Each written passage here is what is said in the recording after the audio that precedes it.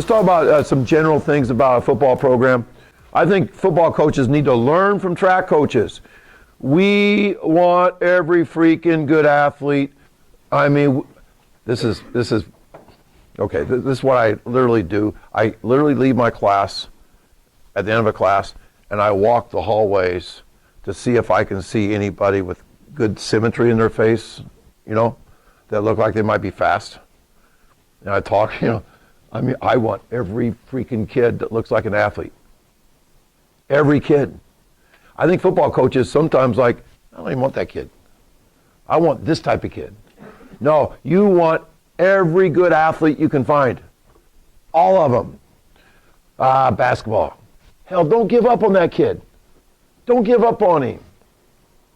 And you got to think, could you do anything different in your summer that might start a buzz like summer football's fun? Hell, some football coaches advertise their football program, it's hell. It's total hell. But when you leave, you'll be a man. You know, and I don't think you attract this guy. Have you ever coached with a guy who did not like gifted athletes? I coached freshman football one time. There's a guy named Devontae Davis. He never looked like he was working very hard. But he's a great football player. I mean, literally, George Sam would have liked to have kicked Devontae off the team for a lack of effort. But he's our best football player, and 3 years later, he was the best football player I've ever seen. As a senior, I believe he was a better senior than Capri Bibbs was, who's still in the league. I think you need those cats. I think you need people that weren't like you guys when you outworked everybody on your team. Guys that are fast, but damn, in a game, they'll flip the switch. They'll be competitive as hell. And of course, I made fun of this guy. I hate this guy. You know, I hate this guy. He's not good for kids. Homewood Flossmoor has a terrific gene pool, unbelievable, amazing facilities. And none of their football players throw. None of them. And their football coaches tell kids that, hey, if you're not in the weight room, out of sight, out of mind. Unbelievable that this is true. Unbelievable that I got this screenshot too. I mean, I didn't make this up. This is a real screenshot. But don't be this guy. Find a way to infiltrate the track program and allow the track program to infiltrate you. Coach Aaron, you've done this. Your track program. Matter of fact, Coach Aaron, what's the guy's name that's so good? Isaiah? 6'1", 250. He's already committed to Iowa, and he did an outstanding job on Lena Winslow's 4x1 team.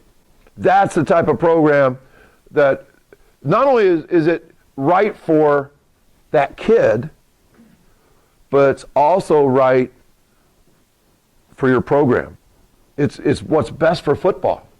Track Football Consortium, there's nothing like this, but that's what we do. I talked to somebody this morning at the hotel, and one guy was a strength conditioning coach, one guy's a head football coach, one guy's a distance coach, one guy's a track coach. And they're all from the same school and they're here. Wow. Bring people together for the betterment of kids. It just doesn't happen in most places. Don't routinely elevate players. Our freshman girls basketball team has gotten beat in the last two games 86-4 and 75-2 because they brought up like the best 7 kids of the sophomore team. They do it every year. Elevate I believe that my best basketball players, when I was a head basketball coach, stay with the freshmen as freshmen, and they learned how to score 18 a game. They stayed with the sophomores as sophomores and learned how to score 20 a game. They were not brought up to average 7 a game.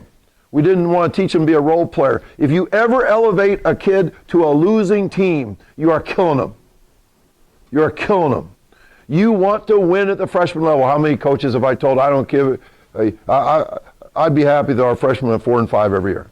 They just don't want the pressure of having a good freshman team coming up. And I totally disagree. I think you should want your freshman team to go 9-0 and your sophomore team to go 9-0. That winning creates winning. Call me crazy. This guy played freshman football as a freshman and played sophomore football as a sophomore. He gained 520 yards in a varsity football game as a senior. Was he hurt by staying down? No, he learned how to be a running back. He was a very good freshman and a very good sophomore. But we did not elevate. Now, this is a big school I'm talking about. You know, we have 80 kids out for freshman football every year. You know, Coach Dixon, you know, does not have, you know, a 1A school. You got to play whoever you can play. But do not routinely elevate and don't disregard winning at the lower levels. I also think that your best assistant should be your head freshman coach. I think they should have a positive experience. I believe going 9-0 is really, really good. I believe that you should run a simple offense, a simple defense, and learn how to block and tackle. One of the best things I did as a coach was I got kids in the right position that they would be, we got guys that will be great varsity linemen in the line. And we found a good quarterback and made him a better quarterback by making sure you do a handful of things right. Be a sprint-based program. That's for everybody. You know, I don't call people like this hogs. You know, I think I just don't. I think that you want, I got an interesting text today from Brad Kuntz. He's not here today. He's 6'8", guy who played at University of Miami. And he said that, you know how it said that it's weird that they want fast guys that only have to do this? He said the two key things for a great offensive lineman is ankle stiffness and hamstrings. And so if you can do this, you got good ankle stiffness and good hamstrings. I don't know if that's true or not, but you know, it might be. There's something about this that makes you good at being an offensive lineman. I believe in no conditioning. Conditioning is wasted time and wasted energy. You want to play, you want to do things in practice at max speed, high speed. You want to practice high speed. You do not want to trudge through practice and then play fast in the game. It ain't going to happen. You say, well, coach, we worked their ass off and we still won 7 last year. Yeah, that's called dumb and dumber. I believe that football is oftentimes the dumb team beats the dumber team. Have you ever seen a football team where both teams deserve to lose? It happens about 9 out of 10 times, where the dumb team beats the dumber team. When you practice short, you don't do a whole lot of this. What cutting your practice time down does, instead of filling your time, you are looking at things to remove. What are you going to remove? You're going to remove the stuff that shouldn't have been there in the first place. So cut the time. Just stop. Just stop running through speed ladders. You know, this is one of the things you can cut. If tippy-toeing real fast makes you a better sprinter, then playing the piano should make you a better pitcher. It's just, it doesn't, it has nothing to do with speed.